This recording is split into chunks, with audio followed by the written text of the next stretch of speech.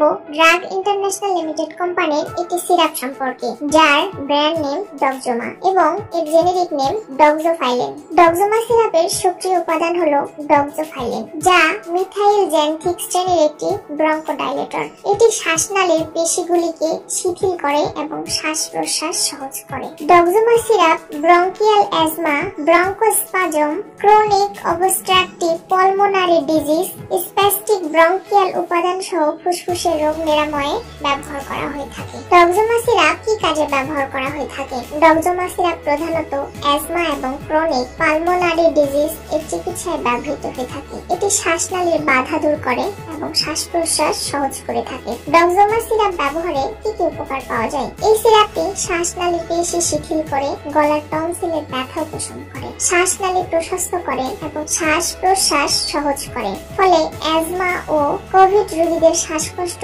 কমে এবং শ্বাস প্রশ্বাসের গুণগত মান উন্নত হয়। কাশি, চর্মরোগ, অ্যাজমা, নিউমোনিয়া, জননতন্ত্রের সংক্রমণ ইত্যাদি নিয়ন্ত্রণে ব্যাপক ভূমিকা পালন করে থাকে। ডক্সোমা সিরাপ গর্ভাবস্থায় খাওয়া যাবে কিনা? গর্ভাবস্থায় ডক্সোফাইলিনের নিরাপত্তা সম্পর্কে পর্যাপ্ত তথ্য নেই, তাই গর্ভাবস্থায় এই ওষুধ সেবনের আগে চিকিৎসকের পরামর্শ নিতে হবে। ডক্সোমা সিরাপের পার্শ্ব প্রতিক্রিয়া। সম্ভাব্য পার্শ্ব প্রতিক্রিয়াগুলোর মধ্যে রয়েছে মাথা ব্যথা, বমি বমি ভাব, বমি, ডায়রিয়া, অনিদ্রা, নিঝুমি এবং হৃদস্পন্দন বৃদ্ধি। যদি কোনো পার্শ্ব প্রতিক্রিয়া গুরুতর হয় তবে চিকিৎসকের সঙ্গে পরামর্শ করতে হবে। ডক্সোমা সিরাপ আমরা কেন খাবো? অ্যাজমা বা কোভিড এর কারণে শ্বাসকষ্ট বা শ্বাস প্রশ্বাসের সমস্যায় ভুগলে ডক্সোমা সিরাপ সেবন উপকারী হতে পারে। এছাড়াও গলার টনসিলের ব্যথা, গলা ব্যথা, ঠান্ডার কারণে গলা ব্যথা ইত্যাদি নিরাময়ে ডক্সোমা সিরাপ ভীষণ উপকারী।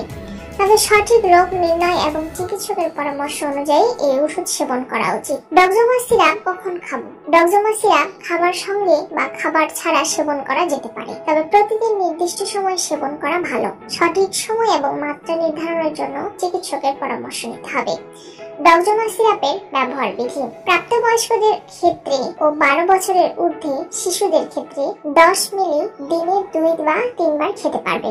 6 থেকে 12 বছর শিশুদের ক্ষেত্রে শরীরের ওজন অনুযায়ী 6 থেকে 9 মিলিগ্রাম খেতে পারবে। উদাহরণস্বরূপ যদি ওজন 10 কেজি হয় তাহলে 3 মিলি দিনে 2 বার খেতে পারবে। ডক্সোমা সিরাপের কিছু সতর্কতা ও পরামর্শ। যদি আপনি হৃদরোগ, উচ্চ রক্তচাপ, লিভার বা কিডনি সমস্যা বা আলসারে ভুগে থাকেন তবে ডক্সোমা সিরাপ সেবনের আগে চিকিৎসকের সঙ্গে পরামর্শ করতে হবে। অন্য কোনো সমস্যা থাকলে বা অন্য কোনো মিথাইল জ্যান্থিক ওষুধ যেমন থিওফাইলিন সেবন করলে এই ওষুধ গ্রহণের সময় সতর্ক থাকতে হবে। ওষুধ সেবনের পর যদি কোনো অস্বাভাবিক পার্শ্ব প্রতিক্রিয়া দেখা দেয় তবে অবিলম্বে চিকিৎসকের সঙ্গে যোগাযোগ করতে হবে। সবসময় চিকিৎসকের পরামর্শ অনুযায়ী ওষুধ সেবন করতে হবে এবং নিজ থেকে ডোজ পরিবর্তন বা বন্ধ করা যাবে না।